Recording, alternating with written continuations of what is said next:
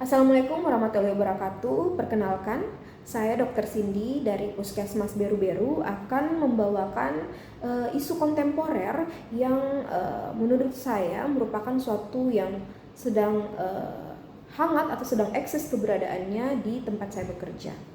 Jadi saat ini di tempat saya bekerja itu banyak ditemukan kasus TBC atau tuberkulosis.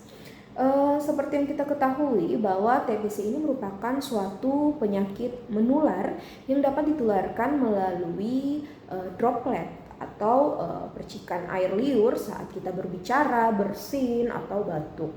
Nah, tuberkulosis atau TBC ini sendiri disebabkan oleh suatu bakteri yang namanya Mycobacterium tuberculosis.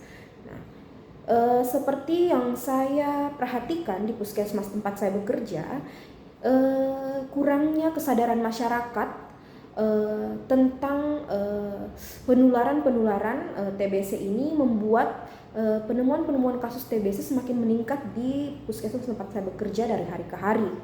Karena masyarakat di sana kurang mengetahui tentang cara untuk batuk atau etika batuk yang benar. Kemudian mereka juga sepertinya kurang mengetahui bagaimana cara agar tidak membuang dahak sembarangan, dan juga tidak mengetahui tentang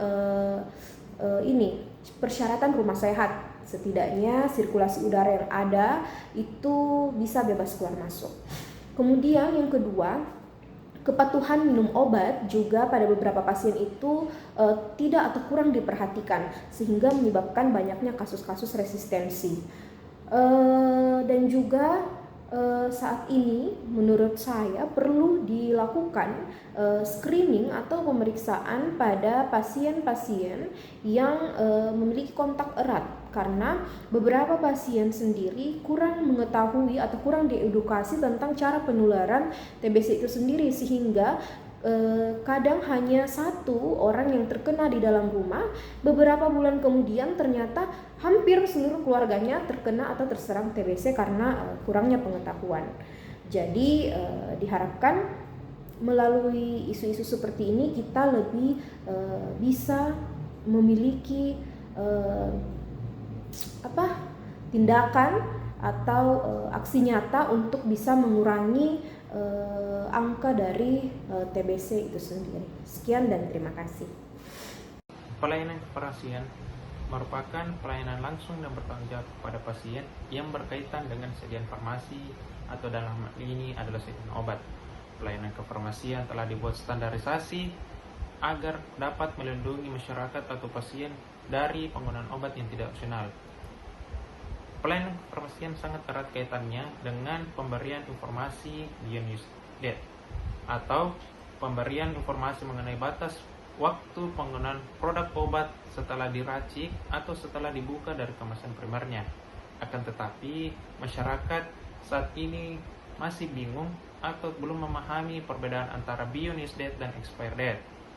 Jadi analisis SWOT yang saya kemukakan pada hari ini yaitu tentang pemberian informasi mengenai beyond use date.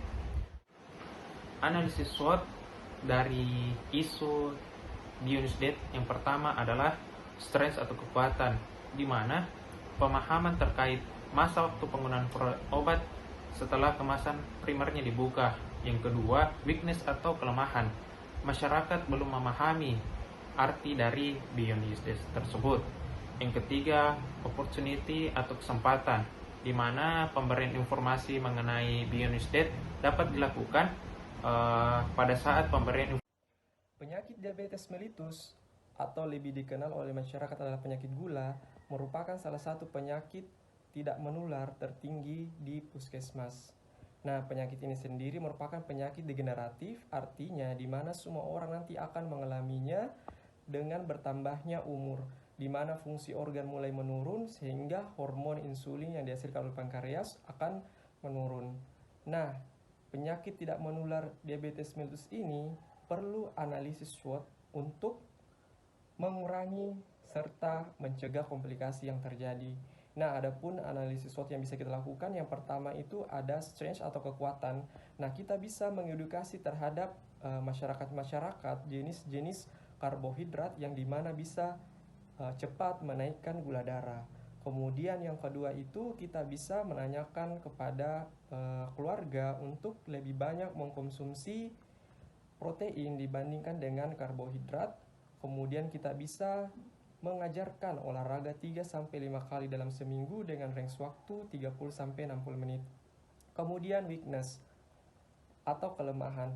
Nah, masyarakat sendiri ini belum terlalu tahu jenis-jenis karbohidrat apa saja yang bisa bikin buat gula darah mereka meningkat. Kemudian biasanya masyarakat ini kalaupun sudah terkena DM biasanya tidak rutin berobat karena gejala yang mereka rasakan ini ringan. Kemudian opportunity atau kesempatan. Nah, bisa kita melakukan screening PTM gula darah sewaktu pada usia produktif untuk menjangkau pasien-pasien mengidap hiperglikemia ini. Kemudian setelah itu ada treat atau ancaman.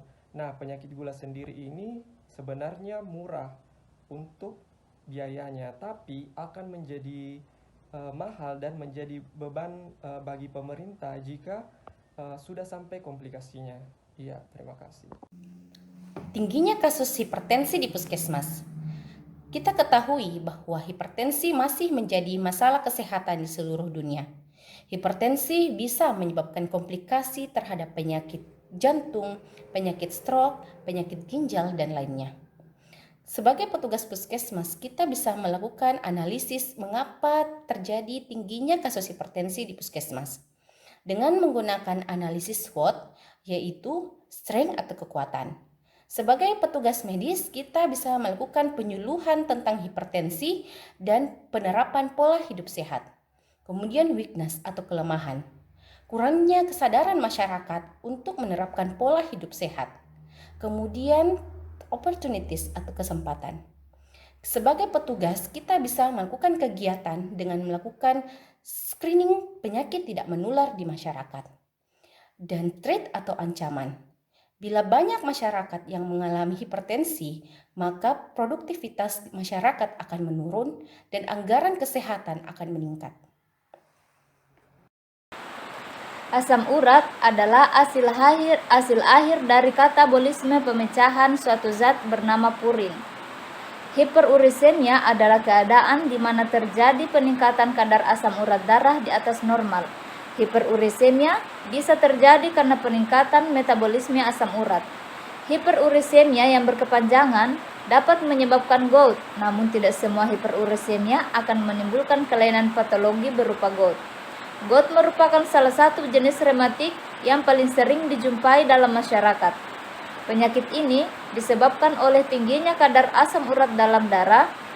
Biasanya serangannya disertai dengan nyeri, bengkak, panas, sakit bila digerakkan, dan kulit di atas sendi yang terkena tampak kemerahan. Serangan pertama memberikan gejala yang khas, yaitu nyeri yang hebat pada suatu persendian yang timbul secara mendadak menjelang pagi hari tanpa adanya gejala di malam hari. Tingginya kadar asam urat yang ditemui pada pasien di puskesmas Ranga-Ranga adalah keluhan yang sering dijumpai. Hal ini disebabkan karena masyarakat kurang mengetahui tentang penyebab dan cara mencegah agar kadar asam urat tetap terjaga dalam batas normal. Edukasi kepada pasien, khususnya lansia, sangat dibutuhkan untuk memberikan pemahaman dan pengetahuan tentang penyakit gout dan cara penanganannya. Faktor-faktor yang dapat mempengaruhi yaitu yang pertama adalah faktor genetik atau keturunan, asupan makanan, kebiasaan mengkonsumsi minuman beralkohol, kegemukan atau obesitas, obat-obatan tertentu, usia, jenis kelamin, tekanan darah, dan aktivitas fisik. Analisis SWOT, strength atau kekuatan, edukasi pencegahan gout, edukasi tentang perilaku hidup sehat, edukasi tentang diet bagi penderita gout, Weakness atau kelemahan. Masyarakat lansia belum teredukasi.